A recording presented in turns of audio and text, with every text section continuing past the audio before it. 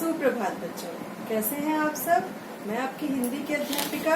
हम अपने पिछले भाग तक हमने पढ़ा था अपना पाठ 10 ईदगाह का भाग 3। यहाँ तक हमने पढ़ लिया था, जिसमें हमने पढ़ा था कि सब बच्चे ईदगाह के मेले से घूमकर वापस आ गए हैं और जो मिट्टी के खिलौने थे वो किसी की बहन ने छीन के देखना चाहा, वो गिर गया, वो टूट गया। यहाँ तक हमने देखा था और सब बच्चे रो रहे हैं कि उनके खिलौने टूट गए। यहाँ तक हमने पढ़ा था। तो इसके आगे अब हामिद अपनी अमीना जो दादी हैं उनको क्या दिखा रहा है, लाई हुई चीज, वो उसकी कहानी है। तो चलिए देखते हैं आगे क्या है कहानी। अब रहा महमूद का सिपाही, क्योंकि बाकी तो सब खिलौने सबके टूट गए थे। अब बचा किसका था? महमूद जो सिपाही खरीद के लाया था। लेकिन पुलिस का सिपाही कोई साधारण आदमी तो था नहीं जो अपने पैरों चले। वह तो पालकी पड़ जाएगा। एक टोकरी आई, उसमें कुछ लाल रंग के फटे पुराने चिथड़े बिछाए गए जिसमें सिपाही साहब आराम से लेट सकें। मतलब बच्चों का शौक होता है ना कि हम अपने खिलौने को ऐसे ले जाएं, तो वो चाह रहा था कि सिपाही है तो बन ठन के बिल्कुल ठाठ में जाए।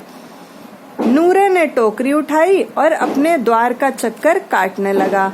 उसके दोनों छोटे भाई सिपाही की तरफ से छोने वाले जागते रहो, मतलब ये उसके छोटे भाई बोल रहे थे तुतलाते हुए। छोने वाले मतलब सोने वाले, जागते रहो पुकारते चलते हैं, मतलब घर का चक्कर काट रहे हैं और ये दिखा रहे हैं कि रात में वो सबके घरों की रखवाली कर रहा है। महमूद को ठोकर लग जाती है, टोकरी उसके हाथ से छूटकर गिर पड़ती है और मियाँ सिपाही अपनी बंदूक लिए जमीन पर आ जाते हैं और उनकी एक टांग में विकार आ जाता है। विकार आ जाता है मतलब एक टांग टूट जाती है, ऐसा कुछ होता है। अब मियाँ हामिद का हाल भी सुनिए। अमीना उसकी आवाज सुनते ही दौड़ी और उसे गोद में उठाकर प्यार करने लगी। सहसा उसके हाथ में चिमटा देखकर वह चौंकी।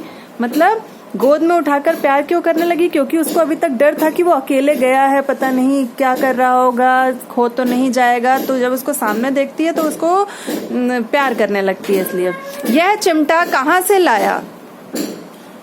पूछ रही है उसकी दादी कि यह चिमटा कहाँ से लाया? मैंने मोल लिया है, मतलब खरीदा है। मोल लेना मतलब खरीदना। कितने पैसे में? तो उसने जवाब दिया 3 पैसे दिए। अमीना ने छाती पीट ली। यह कैसा बेसमझ लड़का है कि दोपहर हुआ कुछ खाया ना पिया, लाया क्या? यह चिमटा। मतलब वो उसको उसकी चिंता के मारे वो उस पर चिल्ला रही थी कि मैंने तो कुल 3 पैसे दिए थे कि कुछ खा भी लेगा, वहां दिन भर भूखा प्यासा कैसे रहेगा, यहाँ से पैदल ही जाएगा, पैदल आएगा धूप में, तो वो कुछ खा भी लेगा। तो जैसे ही उसको पता चला कि 3 पैसे का उसने पूरा ये चिमटा ही खरीद लिया तो वो समझ गई कि इसने कुछ नहीं खाया है।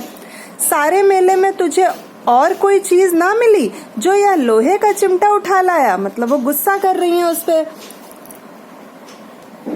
हामिद ने कहा तुम्हारी उंगलियां तवे से जल जाती थीं, इसलिए मैंने इसे ले लिया।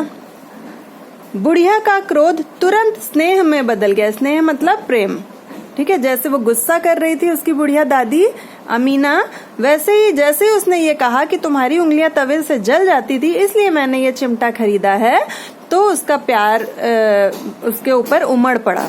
किसके ऊपर? हामिद के ऊपर, अपने पोते के ऊपर।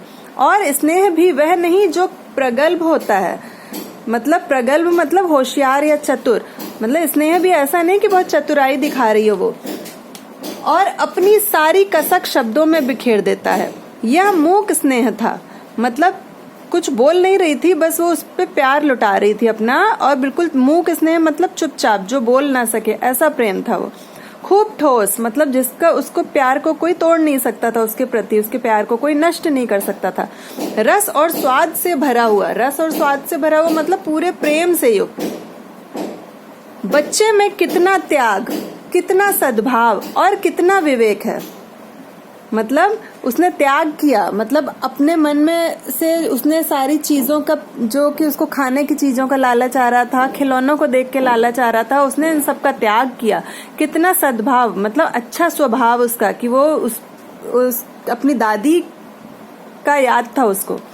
और कितना विवेक था कि मतलब सही चीज खरीदी उसने एकदम।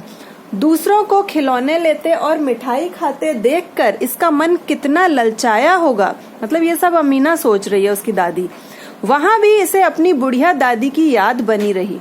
अमीना का मन गदगद हो गया, मतलब उसका मन खुशी से झूम उठा उसके प्रति। वह रोने लगी, दामन फैलाकर हामिद को दुआएं देती जाती थी। मतलब खूब उसको अपने बाहें फैलाकर खूब उसको प्यार कर रही थी और उसको अच्छी अच्छी दुआएं देती जा रही थी। और आंसू की बड़ी बड़ी बूंदें गिरती जाती थी। मतलब खुशी के आंसू उसकी आंखों से बहते जा रहे थे। इसके लेखक कौन है? मुंशी प्रेमचंद। तो आपका यहाँ तक ये पाठ पूरा होता है। अब इसका आपका गृह कार्य है कि आपको ये याद करने हैं शब्दार्थ। इसके बाद आता है आपका अभ्यास कार्य में पहला अभ्यास कार्य है, नीचे दिए गए प्रश्नों के उत्तर दीजिए। मौखिक प्रश्न है, ईद का त्योहार कैसे मनाया जाता है? तो ईद का त्योहार ईदगाह में नमाज पढ़कर उसके बाद सभी लोग आपस में गले मिलकर मेला घूमकर ईद का त्योहार मनाते हैं। सब बच्चे ईदगाह जाने के लिए क्यों उतावले थे? तो सब बच्चे ईदगाह जाने के लिए इसलिए उतावले थे क्योंकि वहां जाकर वे खिलौने, मिठाई, ठीक है, और बिगुल, गेंद आदि खरीदने वाले थे। ये सोचकर सभी बच्चे ईदगाह जाने के लिए उतावले थे। फिर अगला है, अमीना हामिद को मेले भेजते हुए क्यों घबरा रही थी? तो अमीना हामिद को मेले में भेजते हुए इसलिए घबरा रही थी क्योंकि हामिद के साथ मेले में जाने वाला कोई नहीं था। उसे डर था कि भीड़ में वो खो ना जाए। अगला है, अमीना क्यों उदास थी? तो अमीना उदास इसलिए थी क्योंकि आज ईद का दिन था और उसके घर में अन्न का एक दाना भी नहीं था। हामिद ने मेले से क्या खरीदा? हामिद ने मेले से एक लोहे का चिमटा खरीदा। ठीक है, इसके बाद आपका यहाँ तक हम आज करेंगे आज के भाग में। इसके बाद आपका लिखित प्रश्न उत्तर का आपको पीडीएफ मिल जाएगी और इसके आगे के जो प्रश्न हैं वो आप इसकी एक्सरसाइज करेंगे, कोशिश करेंगे इसको करने की। अगले भाग में मैं आपको ये कराऊंगी। तब तक के लिए सब अपना ध्यान रखें, स्वस्थ रहिए, मस्त रहिए और पढ़ते रहिए।